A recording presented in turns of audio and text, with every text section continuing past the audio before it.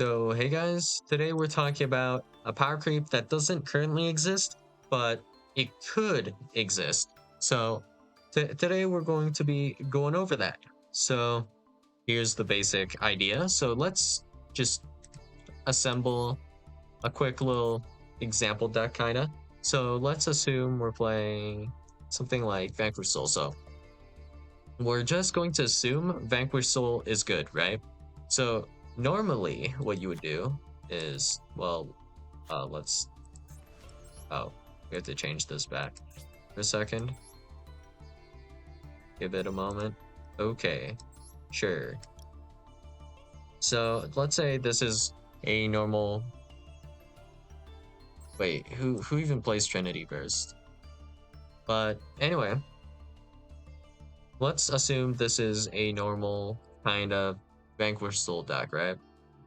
So what do you guys notice about this? So the deck is very dependent on Vanquish Soul Razin, right? So if we have Razin negated and then we still have Stake Your Soul, the target we most wanted to summon with Stake Your Soul was going to be Razin. So nothing to really do with this card. And then we have like Durendal, which also adds us Razin. We have Reinforcement of the Army to add us Razin. And then we have well, Triple Tactics Talents doesn't really do much. You can just draw some cards, so that's something. But you know, we have Rhoda to add Razin, Infernoble, Armstrundle, Small World. It's all to add Razin. And Razin dies in like one interruption. So even if we have like a full engine hand, if we have Rhoda to add an additional Razin, doesn't really do anything. We have Stake Your Soul here. It could special summon Xiaolong, but we might not have enough fire monsters to actually resolve Xiaolong's search effect. Unless we search another Razin, in which case we only get one search off of Xiaolong, which doesn't do much, honestly. And that would be the general idea here. Is this literally for searching Razin?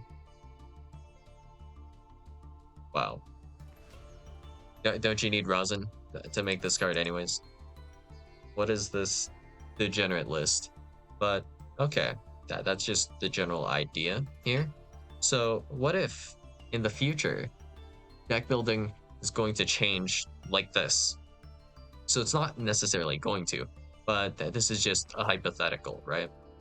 So instead of having our decks look like this, so it doesn't have to be Vanquish Soul specifically either, but Vanquish Soul has a good example of I only have one like engine piece that matters, so if you just hit that engine piece, I'm completely cooked. Kind of like Branded Fusion, kind of how all of the cards kind of go into searching or protecting Branded Fusion, and then yeah, if Brand Fusion doesn't resolve, you just have Depression.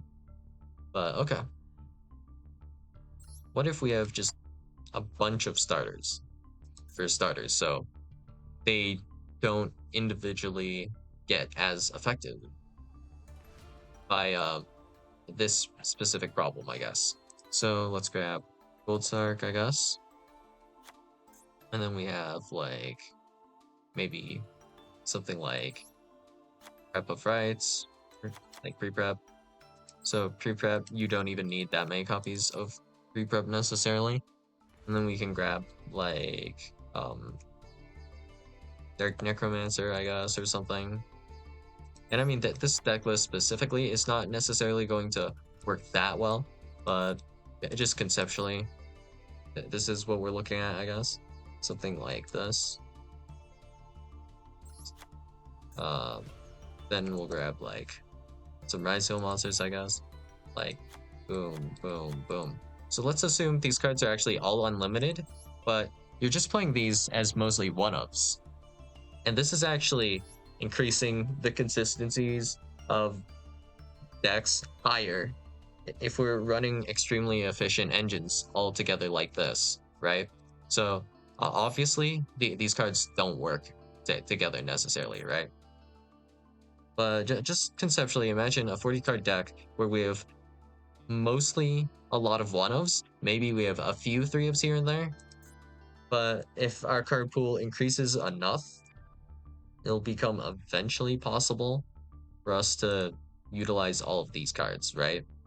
In the same deck. So imagine I open like So, well, these have locks, but pretend they don't. So let's say I have X Razil, I can start with this, and then if this gets interrupted, I can then just like normal summon Dormouse, that gets interrupted. Okay, Gold Sark, banishing Dark Necromancer for full like Vendred combo. Okay, you interrupt that too. We'll go pre-prep, and then we'll try resolving, let's say, Mitsurugi combo from here, right? And then if I were to um, then get interrupted from here, I have the option of linking these guys off for Moon, I guess. And then we go into like Fiendsmith combo into like another combo of some sort, which for now, I guess I'll just put down Ubel combo. Sure, right? And it'll be even more effective if your starters, of course, are closer to like X-Ryzeal, where they won't require your normal summon and you can just kind of unleash the sun with this. And this will increase consistency a bit because there is an issue. It's somewhat rare, but you have the issue of where if we're playing a card as a 3 of, we do have a possibility of seeing the same card in our hand again. So like if your hand's going to be a full house and you have like triple Ash Blossom Joyous Spring and then 2 copies of, let's say, Maxi in hand. If your hand did look like that, very obvious issue, you have no plays, but that hand is impossible to generate if you deck build like this and your hand, or not, well, your hand will only consist of one-ofs because your deck mostly consists of one-ofs. So there's still going to be a low possibility, but it's actually really low. So if we're running like 2 copies of Nightmare Pain, for example, the odds of seeing 2 copies of Nightmare Pain in your hand is going to be about 1 in 100. 1 in 100 games. So it's not going to be that likely for those hands to show up versus the 3 of cards that you might run. So let's say if I run 3 D Lotus, there is going to be, well, I don't know the exact odds for this specifically, but the odds of opening 2 cards if you're running, well, 2 of the same card if you're running 3 of them is obviously higher.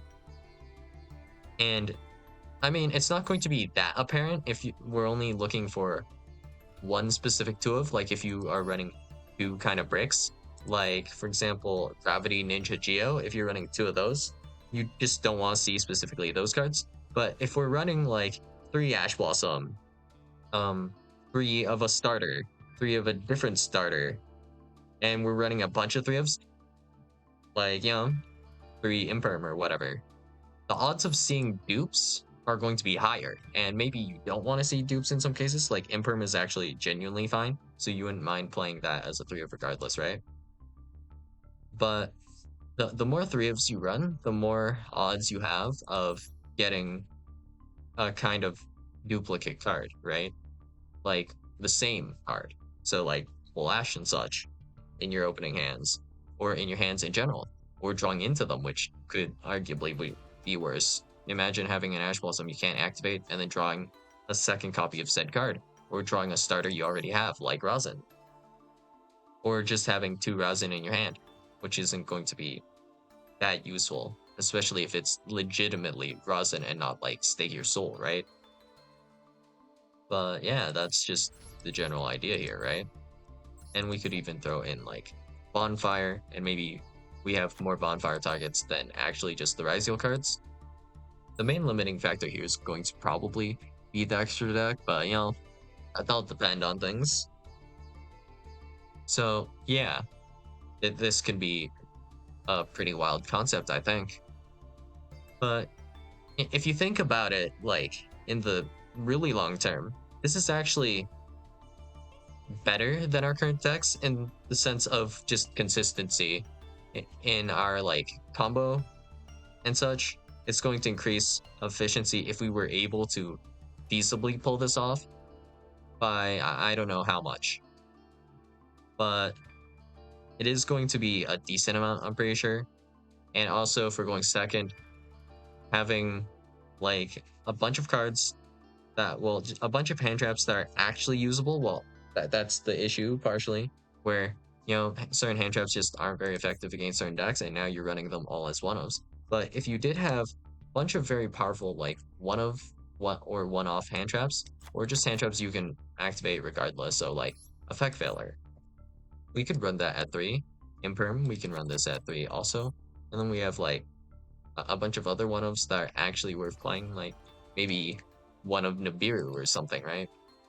A bunch of just one of pretty solid, relatively activatable hand traps, just for consistency reasons. Because, if we open 3 Nibiru in our hand, it does literally nothing past the first one, right? So if the first one stopped, all 3 are essentially stopped, and we probably won't be able to activate Nibiru for the rest of the duel after our opponent's like full comboed.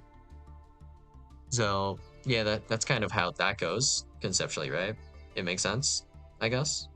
Hopefully. So yeah, that's all I got for you guys today, and I'll see you guys in the next video. Bye.